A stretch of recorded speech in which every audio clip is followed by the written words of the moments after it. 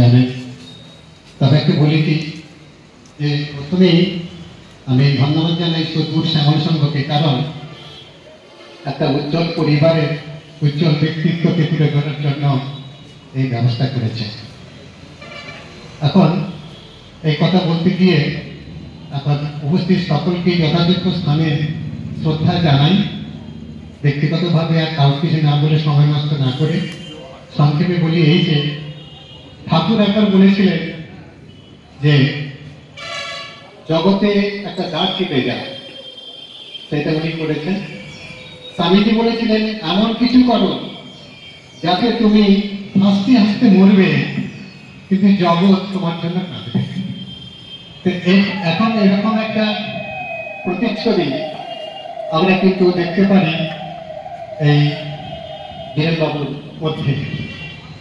বীরেনবাবু বীরেন্দ্রনাথ ঘূর্ণি নামে যতখানি পরিচিত ছিলেন, তার থেকে বেশি পরিচিত ছিলেন বীরু ডাক্তার, বীরু মাস্টার এই নামে। সকলেই চেনেন, সকলেই শ্রদ্ধা জানান।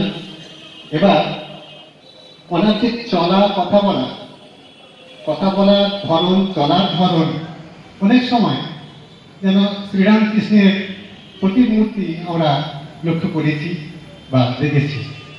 এখানে ব্যক্তিত্ব আজকে আমাদের মধ্যে নেই, আমরা অভাব অনুভব করছি। শুধু আমরা না, আগামী দিনের প্রজন্মের ছেলে মেয়েরা এরকম ব্যক্তি পাবেন কিনা খুবই ভাবতে কষ্ট হচ্ছে। খুব লোকের অভাব এরকম হচ্ছে। তিনি খুব সহজ সরল বিকল মানুষ ছিলেন, ভদ্রলোক ছিলেন। যাই হোক, আজকে দিনে তার অনুপ্রেরণা আমাদের মধ্যে থাকুক, তার আত্মার শান্তি কামনা করি আর জানাই ভবিষ্যৎ প্রণাম। আমরা জানি গীতায় আছে দ্বিতীয় অধ্যায়ে যে নৈনম চিন্দন্তি সৎকারাণী নয়নম দাবতি পাবক নক্লেদান্তি আপ ন সংস্কৃতি মারুত। এরকম সত্যি হয়ে থাকে আমাদের কাছে, আমাদের চেতনা, তিনি নিশ্চয়ই আবার আসবে জনমানুষের সেবা করার জন্য, শিক্ষকতা করার জন্য। এই বলে আমি একটা পূজা পর্যায়ে গান গাওয়ার চেষ্টা করছি।